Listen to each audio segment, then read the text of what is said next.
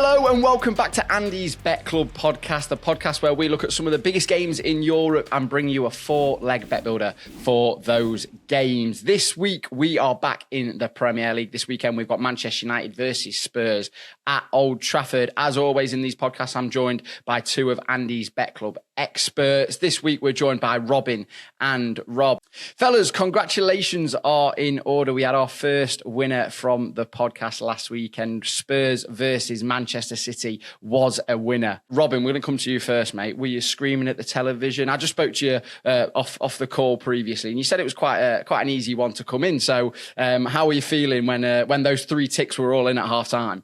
Yeah, I mean, I have to admit, I wasn't watching the game at the time. I was following it on my phone, looking at the stats. Obviously went back and watched it subsequently. But yeah, I mean, it felt like a good bet from the outset, and it proved that way. I had tipped Xavi Simons to have two or more shots, and he came in with a stunning 5. So I was particularly pleased with that one.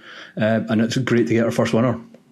And Rob, welcome. This is the first time on the podcast with me hosting. I don't know if I'm the bad luck charm or you're the good luck charm. So I'm hoping you can bring a bit of good luck to this episode because I need a winner under my belt. Have you had the same breakfast, the same lunch? You said you got a haircut this morning. That's not following the same routine. I need the same routine, my man. I know, Jack, I know. And I was similar to Robin. I was watching the game on Sunday, but I had requested a table out for dinner with my missus to kind of look behind her at the game. I had squared this off with her beforehand. It wasn't a surprise, but when I seen Semenyo put his in the back of the net, that was a good one to see. So yeah, let's see it again. I'm not one for superstitions, so I'm hoping, if anything, the haircut's maybe a little bit of extra luck. Do you know what? I'm usually not either, but like I say, I've not had a sniff yet, and I'd quite like to get one under my belt, and hopefully you two guys will bring the luck from the last episode, and we'll have another winner. Turning our attention to this weekend's game, however, we have got United versus Spurs. As always in these podcast episodes, Robin and Rob have worked together to build the four-leg bet builder. So we're going to start with Robin. Robin, what is the first leg for this bet builder for Man United versus Spurs?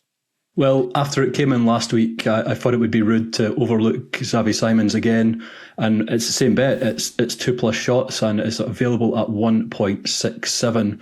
Now, the logic behind this is very much similar to what I laid out last week. So only Richarlison has had more shots than Xavi Simons for Spurs this season across all competitions. He's had 47 across all competitions, and that works out at 2.2 per 90 minutes. But I think what's really interesting about him is that his figure is consistently going up at the moment. He's had 20 shots across his last 6 matches, including at least 2 in each game. And as I mentioned earlier, he had 5 shots against Manchester City last week. So this is a guy who's full of confidence. He's banging form. And he's also hit the target in 5 of his last 6 games, which is available at 1.91 if you fancy a bit more of a ambitious bet. But we're going for 2+ shots. On the Manchester United side of things, although Carrick's results have been excellent, free wins from free, as you mentioned, they've actually given up quite a lot of shooting opportunities. So they've faced 36 shots across those free games, which obviously works out at 12 per match. The season average for United is only 11.2. And I think what's really interesting here is across the last 2 games against Arsenal and Fulham, games in which they've conceded 2 goals, obviously, they've given up at least 14 shots in those games. And they only did that 6 times under Ruben Amorim in the Premier League this season. So Man United are looking a little bit vulnerable defensively despite their good results. And Xavi Simons is a player who's coming into form, and because of Spurs' numerous injury problems up front, he's their main attacking outlet and is liable to see a lot of the ball. And just like last week, he's liable to have plenty of efforts at goal. I think the difference between Carrick's United and Amorim's United is the defence. Obviously a 3 and a 4, but the Carrick's United seem to allow them to come at them, and like you say, they're exposed to a lot of shots from all over the pitch, all over the place. We touched on Florian Wirtz, Robin, last time we did one of these, and said that he'd maybe turned a corner. Has the same happened for Xavi Simons? Obviously, he had a tough time to start with. Spurs have had a tough time all season, but are we slowly starting to see Xavi Simons the best of what he can do and what he can bring to that Spurs side? Yeah, I mean, I think you've mentioned Wirtz, and he's also been mentioned by Arne Slot today as having adapted physically to the Premier League, and you just kind of get the impression that it's also taken Xavi Simons 3-4 months to get up to the pace of and up to the strength that's allowed him to play in the Premier League. And he really seems to be coming into his own at the moment. And, the numbers in recent matches speak for themselves, and I'm sure he's going to be a big threat in this game as well. Okay, Rob, over to you, my man. What is the second leg that we're going to go for? Yeah, I'm going for Conor Gallagher 2+ fouls, Jack. 1.4 available for that at the moment. I touched on it last week when talking about Spurs, a team that absolutely loves to get stuck in. 3 fouls last week against Manchester City. He made 2 in his opening game when he returned against West Ham, and it's just consistency for him, really. Averaging 2.4 when he was at Atletico Madrid this season. United as well, a lot of their fouls come from those central areas.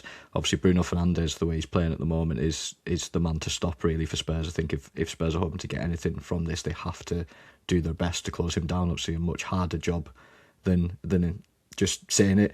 He's drawn 1.35 fouls per 90. Casemiro actually is an interesting one. 1.16 per 90 he draws, which is maybe not something you'd expect. You probably associate him more with committing fouls. And then Kobbie Mainoo back in the side. Again, a player that, if you're going to stop this kind of new look United side, his impact's already been quite severe in coming back into the team. He's drawing 1.07 fouls per 90, and nothing will change the way that Conor Gallagher plays. And I think going into a game like this, quite a lot riding on it. Spurs have been a bit better away from home.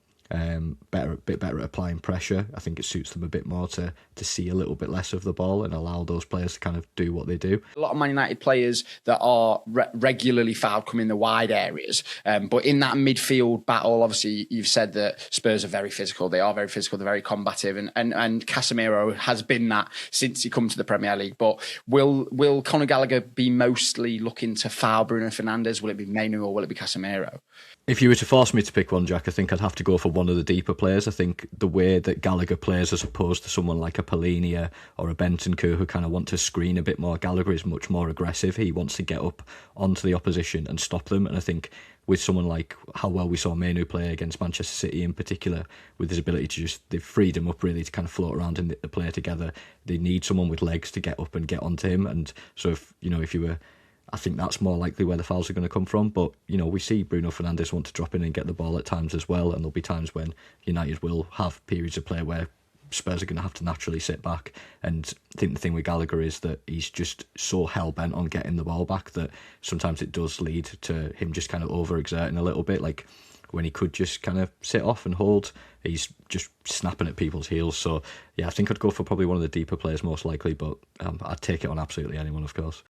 I think Gallagher, I seem to remember, was linked with Manchester United numerous times, sort of in the different transfer windows, especially when he went to Atletico Madrid and moved back to England, and Manchester United were teams that he was linked with. Maybe he might try and have a point to prove there as well and say, why didn't you get me instead of Spurs? But time will tell, my man. Robin, what is the next selection? So our third selection is Tottenham to score 1+ goals, which is available at 1.36. Now, to me, this is a really big price for this, given that Spurs have scored in 18 of their last 20 matches. They're also a team that's coming into form in front of goal. They've scored twice in each of their last 4. I guess there's been a lot made of Spurs' supposed weakness going forward, I suppose, under Thomas Frank, about how they've not been as exciting as maybe they were under Ange Postecoglou, which is probably just about impossible given the way that he plays the game. But they're also the second top scorers outside the top 7 in the Premier League with 35 goals. So this is a team that is finding the net relatively often. And then across the last 4 matches, just to touch on that, they've posted 7.81 XG and have had at least 2 XG 3 times across these games. So they are not only scoring consistently, but they're creating opportunities consistently. And across the last 11 matches, they've created at least 1 XG on 10 occasions. So again, that's just underlining that point. Now, I mentioned when I was talking about the Xavi Simons bet, the shooting bet, that Manchester United have not been particularly impressive defensively. We've seen them give up 2 goals in each of their last 2 games, and I think to some extent their defensive issues have been masked by the fact that they have managed to score 3 times in each of these games. Fulham created 2.39 XG against them, and Arsenal created 1.27. And just to finish off this kind of slew of numbers I'm throwing at you, their season average is 1.31 XG against. So this is a team that consistently gives up chances and has been giving up more opportunities to their opponents in recent times. And I think given Spurs' record of finding the net at least once, I'm backing Thomas Frank's men to score at least once in this game. Awesome. And just to touch on this last point as well, my man, Spurs have failed to score in 2 of their last 4 away games in the Premier League. Obviously, this game's at Old Trafford. Are you worried that might happen again, or is it filling you with more confidence that Spurs can grab a goal this time around? I think just generally Spurs' recent form points to the fact that they'll score, and I think Manchester United, as we mentioned earlier, aren't necessarily the most solid defensive team. We saw Fulham go and score a couple of goals last week, and obviously Arsenal did so a couple of weeks beforehand. United, I think, have only kept 3 clean sheets in the Premier League this season, I think I'm right in saying, but their clean sheet record is not good at all. So and Spurs, as I mentioned, have been typically scoring, despite that stat you've thrown at me there. They have been finding the net more often than not. Perfect. Awesome. Okay, Rob, we're going to come back to you for the final leg of this bet builder, mate. What are we going for? I'm going to go for a Matheus Cunha shot on target at 1.3.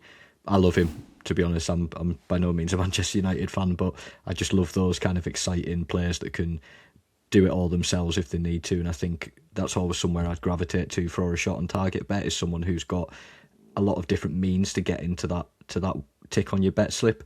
You know, you can go right foot, left foot. He's very high volume of shots as well. He's having 3.69 shots per 90 minutes, which is the highest in the Man United team. He's had 60 total shots, which is 11 more than anyone else, which the next closest is Bruno Fernandes, who's actually played quite a few more minutes than him.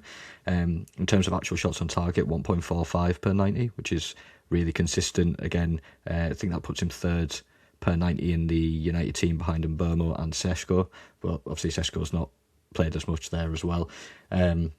He's been playing off the left hand side under Carrick. He started off just coming off the bench a couple of times, but we saw the impact against Arsenal with almost exactly what we're talking about here, cutting in, letting fly and scoring a fantastic goal, and then on target last week against Fulham with many more minutes under his belt. So yeah, I think it's easy to go for strikers or maybe more out and out goal scorers when you go for a shot on target bet. But what I love here is the huge shot volume and the fact that, you know, he could just have a go from 40 yards and it could land straight in the keeper's lap, but it doesn't matter for this bet.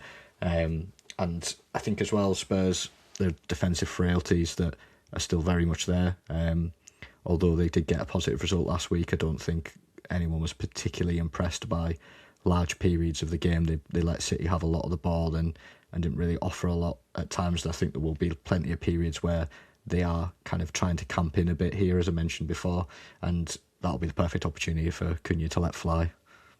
Awesome. Cunha's a bit of a maverick, isn't he? Someone that Manchester United have always sort of had throughout the years. Maybe lost it a little bit, but the signing of him this summer has definitely helped bolster that squad and is paying dividends. So just to recap, boys, our 4-leg bet builder for this game looks like this: Xavi Simons 2+ shots at 1.67, Conor Gallagher 2+ fouls committed at 1.4, Spurs 1+ goals at 1.36, and a Cunha shot on target at 1.30. That's combined odds of 4.14. As always in this podcast, you can back this bet by heading into the show notes or the description and clicking on the link, and it will back that bet for you. We're backing this bet on Sky Bet this time around. As always, please make sure to gamble responsibly, and of course you've got to be 18+ to get involved. If you don't want to follow this bet, as always, you can head over to andysbetclub.co.uk and check out our bet builder stats. Copious